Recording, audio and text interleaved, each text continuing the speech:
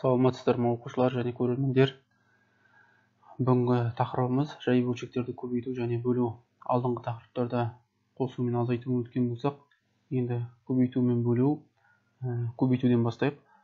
Кез келген жай бөлшектерді көбейткен кезде, мысалы формуласын жазып қойық. Адам Б деген бөлшекке, мысалы С-дан Д деген бөлшекті көбейту үшін, ұзын бір бөлшек санымызда алым мен алымын, яғни Б мен Д-ны көбейтеміз, бөлім мен бөлімін көбейтеміз. Көбейту үшін осындай формуланы ғана қолдансақ жарайды бізге. Мысал ретінде мынадай есептер шығарып көрейік.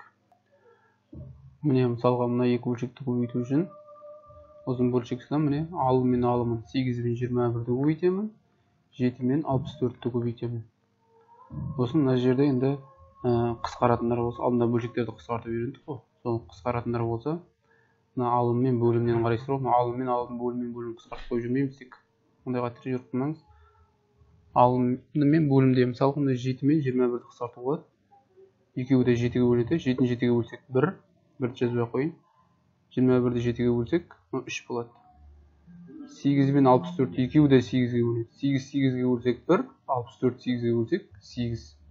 Бұнда жауабы 8-ден 3 екен. Келесі.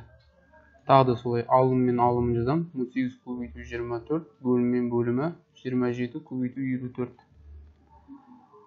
Бұл жерде 24 пен 18 қысқарту болатын сияқты. Екеуі де 9-ға бөлінеді. 9-ның таблицасының сандары ғой. 24 9-ға бөлсек 6, 18 9-ға бөлсек 2. 27 мен 24 екеуі де мысалға неше бөлінеді? 3-тің таблицасында сандар ғой екеуі де. 27-ні 3-ке бөлсек 9, 24-ті 3-ке бөлсек 8. Сосын 8 мен 6-та қысқарады ғой. 8 мен 6-ны әлде де қысқарайық. Екеуі де жұп сан болғасын 2-ке бөлу болады. 8-ның жартысы 2-ке бөлсек 4, 6-ны 2-ке бөлсек 3.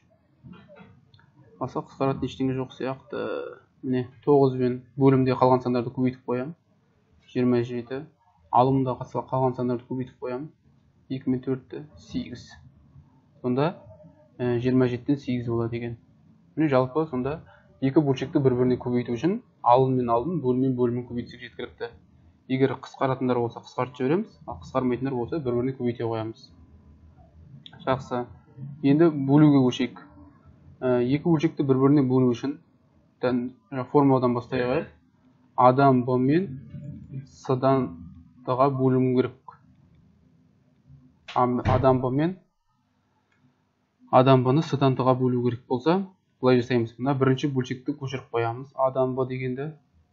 Сосын көбейту дейміз да. Мына екінші бөлшек бар ғой, мына екінші бөлшек. Міндетті түрде екіншісін, біріншісі емес, екіншісінің орнын ауыстырамыз. С-дан Д деп тұрса, енді Д-дан С болып кетеді. Сосын арасына көбейту қоямыз. Формула. Сосын жаңағы көбейтуді өттік қой енді. Алым мен алымын көбейтеміз дедік, Б мен С-ны көбейтеміз. Бөлім мен бөлімі, формуласы осындай сонда. Сонымен қайталап айтамын. Екі бөлшекті бір-біріне бөлу үшін бірінші бөлшекті. Ол бөлшек болуы мүмкін, сан болуы мүмкін, мына жерде бөлінді сақталады. Ал екіншісі бөлгіш, бөлетін нәрсе. Міндетті түрде орын ауыстырамыз. Алым мен бөлімнің орнын ауыстырамыз. Өзі арасында көбейту болады. Кейбір балдар бар, ауыстырғанмен арасы бөлу болып тұратын. Көбейтуге ауысып кетеді. Бұған да бір-екі есеп қарап көрейік. Мынандай екі бөлшекті көрейік. Жаңағыдай бірінші 42-ден 34 дегенді жазып қоямын. 42-ден 34 жазып қоямын да, көбейту деймін да, 21 мен 17-нің орнын ауыстырамын. 17-ден 21 болады. Екі бөлшекті көбейту жаңа өттік қой, сол сияқты. 42 көбейту 17, 34 көбейту 21. Мынандай жазбай, бірден көбейту осы жерден қысқарта беруге де болады. Енді уақытын үнемдеу үшін. Жалпы негізгі ережесі осылай. Бір бөлшекке жазып алып бар, қысқарту керек. Енді біз ОБТ тест бірден тапсырған кезде уақыт алмас үшін бірден мынаның ішінде сразу осы жерден тұрғанда қысқарта беруге болады. Жалпы енді барынша ережемен айтып отқа тырысып отқаным ғой. Так, 21 мен 42 екеуінде 21-ге бөлуге болады. 21-21-ге бөлсем 1, 42-ні 21-ге бөлсем 2. 34 пен 17 екеуінде 17-ге бөлсем 17-ні 17-ге бөлсем 1, 34-ті 17-ге бөлсем 2. Сосын мына 2 мен мына 2 қысқарады. Жауап сонда алымында кіл бірлері қалды, бөлімінде кіл бірлері қалды. Екеуін бір-біріне бөлсем 1 болады екен, ә? Келесі. Бірінші бөлшек сақталады. 108-ден 40. Көбейту деймін да, орын ауыстырамын ғой.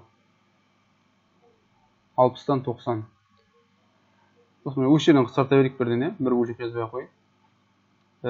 Мына жерде бірден мына нөлдерді тастауға болады.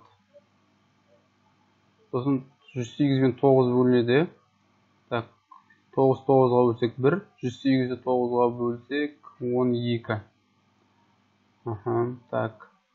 Мына 12 мен 40-ты қысқартуға болады. Екеуі де мысалға 4-ке бөлінеді. 12-ні 4-ке бөлсем 3, 40-ті 4-ке бөлсем 10. Мына 10 мен 6-ны қысқартуға болады.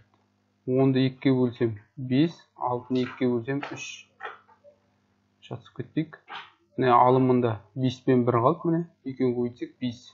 Бөлімде 3 пен 3 қалды. 9. Жауабы сонда 9-дан 5 екен. Сонда жай бөлшектерді көбейту және бөлу деген тақырып осы екен. Формуласын тағы бір қайталап жіберейік. Екі бөлшекті көбейту үшін алым мен алым, бөлім мен бөлім көбейтсем болды, жеткілікті. Егер қысқаратындар болса, қысқартасыздар. Қысқармайтын болса, солай қалады. Ал екі бөлшекті бір-біріне бөлген кезде біріншісі сақталады.